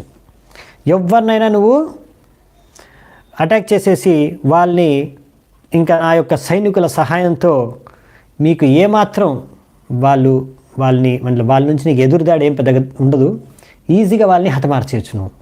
ఇదే నీ సేవ అని చెప్తున్నాడు అనమాట. సో ఈ విధంగా ప్రభుపాల ద్వారా అంటున్నారు ఈ మొత్తం ప్రపంచమంతా కర్మ వినిర్మితం అంటే రకరకాల కర్మాలతో నిర్మించిపోయింది. అంటే మీరు చూసేవన్నీ కూడా ఎన్నో రకాల కర్మకార్యాల ద్వారా. అంటే ఇప్పుడు మీరు చూస్తున్నారు ఈ యొక్క ప్రపంచంలో పెద్ద పెద్ద హైవేలు ఉన్నాయి, మంచి మంచి మోటార్ కార్లు, పెద్ద పెద్ద బంగ్లాలు, మంచి మంచి సువిధలు, భౌతిక సువిధలు, పెద్ద పెద్ద బిజినెస్లు, పెద్ద పెద్ద ఫ్యాక్టరీలు, ఇండస్ట్రీస్, ఇలా ఎన్నో మీరు చూస్తున్నారు. ఇవన్నీ ఏంటివి? కర్మ వినిర్మితం. కొంతమంది వ్యక్తులు బాగా కర్మలు చేసి ఇవన్నీ నిర్మించారు, అవునా? సో ఇవన్నీ ఎందుకు? బాగా భోగించడం కోసం. నూనం ప్రమత్త కురుతే వికర్మ యదింద్రియ ప్రీతయ ప్రణోతి నస్సాదు మన్యేయత ఆత్మనోయం అసన్నపి క్లేశద ఆసదేహ. సో ఇలా ఆధ్యాత్మికత, నేను ఆత్మ అనే విషయాన్ని తెలుసుకోలేక కొంతమంది భౌతిక కార్యాలు పట్ల ఆసక్తితో అన్ని రకాల పాపకార్యాలు ఇంద్రియ తృప్తి కోసం చేస్తారు. ఈ విధంగా సమయాన్ని, వాళ్ళ జీవితాన్ని నష్టం చేసుకుంటున్నారు. నెక్స్ట్ జీవితంలో దాని ఫలితాన్ని అనుభవించి ఎంతో పాపయోనిలో జన్మిస్తారు. సో అందుకనే ఇక్కడ ఏంటంటే ప్రతి ఒక్కరూ ప్రయత్నిస్తారు, ఎలా నేను చాలా సుఖాలతో, భౌతిక సుఖాలతో, సువిధలతో జీవించాలి. ఎందుకంటే ఈ శరీరం ద్వారా ఎన్నో రకాల బాధలు వస్తాయి, ఆ బాధ రాకుండా ఎలా జీవించాలని ప్రయత్నిస్తున్నారు. అందుకనే కదా ఎన్నో రకాల హాస్పిటల్ ఉన్నాయి, ఎన్నో రకాల ఇన్సూరెన్స్ స్కీములు ఉన్నాయి, ఎన్నో రకాల కార్యాలయాలు ఉన్నాయి. ఎందుకంటే ఈ శరీరాన్ని కాపాడడానికి, లేకపోతే శరీరానికి సుఖాన్ని ఇవ్వడానికి. కానీ అయినా కానీ ఎవ్వరూ ఆనందంగా లేరు. ప్రతి ఒక్కరి ప్రయత్నం ఏంటంటే ఈ శరీరం ద్వారా దుఃఖం రాకుండా ఉండడానికి చేసే ప్రయత్నమే వాళ్ళు ఆనందంగా ఊహించుకొని జీవించేస్తున్నారు ఈ జీవితంలో. సో అందుకనే యవనరాజు అనుకున్నాడు, ఈ ఇలాంటి కర్మీలందరినీ కూడా ఈ కాలకన్య ద్వారా వాళ్ళందరికీ కూడా ఈ విషయాన్ని తెలియజేస్తాను. మీరు ఎన్నో భౌతిక ప్రగతి సాధించారు కదా, ఇదంతా కూడా దేనికి పనికిరాదు, ఒక్క క్షణంలో అంతా ఫినిష్ అనేది తెలియజేస్తాను వాళ్ళకి ఈ కాలకన్య ద్వారా అని అనుకున్నాడంట. ఇప్పుడు ఆమెకి ఏం చెప్తున్నాడంటే, ప్రజ్వారోయం మమ భ్రాత వంచమే భాగిని భవ చరామ్యుభాభయాం లోకేస్మిన్ అవ్యక్తో భీమ సైనిక. సో యవనరాజు ఏమంటాడంటే, ఇతను నా బ్రదరు, ఈ బ్రదరు ఆయన పేరు వచ్చేసి ప్రజ్వర, నా యొక్క భ్రాత, నా భ్రాత ప్రజ్వర. ఇప్పుడు నేను నిన్ను నా చెల్లెలిగా స్వీకరిస్తున్నాను, సిస్టర్, నువ్వు నా సిస్టర్. ఇప్పుడు మీ ఇద్దరిని కూడా నా యొక్క సైన్యం, ఎంతో భయంకరమైన శక్తివంతమైన సైన్యంతో మీ ఇద్దరిని కూడా పంపిస్తున్నాను.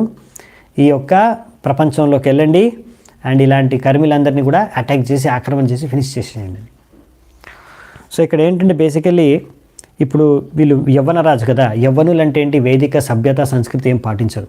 సో ఆమెను భార్యగా కూడా స్వీకరించాడు, ఆమె చెల్లెలుగా కూడా స్వీకరించాడు. ఎందుకంటే యవ్వనులు మిలేచ్చులు ఏంటంటే వీళ్ళు సభ్యత సంస్కృతి ఉండదు. వాళ్ళు చెల్లెలు, తల్లులు, లేకపోతే భార్యలు, ఏ స్త్రీతో కూడా అన్ని రకాల అక్రమ సంబంధాలు పెట్టుకుంటారనమాట.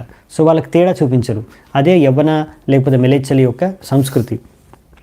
సో అందుకే ఇక్కడ అతను ఈమెను భార్యగా కూడా చెల్లెలుగా కూడా స్వీకరించేశాడు. సో ఇదంతా కూడా, కానీ ఆయన నారదమునికి గౌరవం చూపించాలని ఆయన మాట విని స్వీకరించాడు. కానీ అతను యవ్వనుడు కనుక అతని యొక్క సంస్కృతి సభ్యత ప్రకారమే అతను వ్యవహరిస్తున్నాడు. ఇంకా ప్రజ్వర అని ఇక్కడ చెప్పారు. నీ తమ్ముడు అంటే నీ బ్రదరు, నా బ్రదరు ప్రజ్వర. ఈ ప్రజ్వర అంటే విష్ణుజ్వర, అంటే చనిపోయేటప్పుడు మన శరీరంలో చాలా జ్వరం వస్తుందంట. 107 degrees టెంపరేచరు. ఆ టెంపరేచర్ని ప్రజ్వర అంటారు. ఆ టైంలో చచ్చిపోతాడు వ్యక్తి ఆ టెంపరేచర్కి. సో యవనరాజు యొక్క ఇప్పుడు బ్రదరు ప్రజ్వర, ఆయన సిస్టరు కమ్ వైఫ్ కాలకన్య అంటే వృద్ధాప్యం, ప్రజ్వర అంటే జ్వరం. ఇంకా వీళ్ళ సైనికులు, యవనరాజు యొక్క సైనికులు వీళ్ళందరూ కలిసి యవనరాజు అంటే ఏంటి, ఆయన అంతా సంస్కృతి సభ్యత ఏముండదు అనమాట. నాన్ హైజీనిక్ కండిషన్స్ అంటే అంత హైజీనిక్ కండిషన్స్ కాదు, అంటే చాలా పరిస్థితులు చాలా దారుణంగా ఉంటాయన్నమాట. సో ఇలా నాన్ హైజీనిక్ కండిషన్స్ అంటే సంస్కృతి సభ్యత లేకుండా అవైద్య స్త్రీ సంఘం, ఇంకా ఎంతో పెద్ద జ్వరం ప్రజ్వరం, తద్వారా ఒక వ్యక్తికి వాళ్ళు మృత్యువుని తీసుకొచ్చేస్తారు వీళ్ళందరూ కలిసి. సో ఈ విధంగా వారి యొక్క భౌతిక ఆశయాల్ని, భౌతిక ప్రగతిని, భౌతిక కార్యాలని అంతా చిన్నాభిన్నం చేసేస్తారు. ఈ విధంగా ఒక వ్యక్తికి మృత్యువు వస్తుంది. సో ఈ విధంగా ఒక కర్మి, ఒక భౌతికవాది ఈ విధంగా చచ్చిపోతాడు. కానీ ఈ జర నారద ముని లేకపోతే పుశుద్ధ భక్తుల్ని ఏమీ చేయలేదు అనే విషయం మనం ఆల్రెడీ చర్చించుకున్నాం. దాంతోనే ఈ యొక్క అధ్యాయాన్ని ముగిస్తున్నారు ఈ పాయింట్ ప్రభుపాల్ వారు. సో ఇక్కడే మనం కూడా ముగిద్దామంట. ఈ అధ్యాయం ముగిసిపోతుంది దీంతో. సో నెక్స్ట్ అధ్యాయంతో మనము మరి పురంజనుడు ఇప్పుడు చచ్చిపోతాడు కదా, చచ్చిపోయిన తర్వాత నెక్స్ట్ జన్మ ఏమెత్తుతాడు, ఏం జరుగుతుంది, నెక్స్ట్ జన్మ నెక్స్ట్ అధ్యాయంలో ఉంది. నెక్స్ట్ జన్మలో మళ్ళీ స్త్రీగా జన్మిస్తాడనమాట నెక్స్ట్ జన్మలో పురంజనుడు. ఎందుకలా, ఏం జరిగింది దాని తర్వాత అనే కథని మనము రేపు చర్చించుకుందాము. అప్పటి వరకు సెలవు. అందరికీ ధన్యవాదాలు.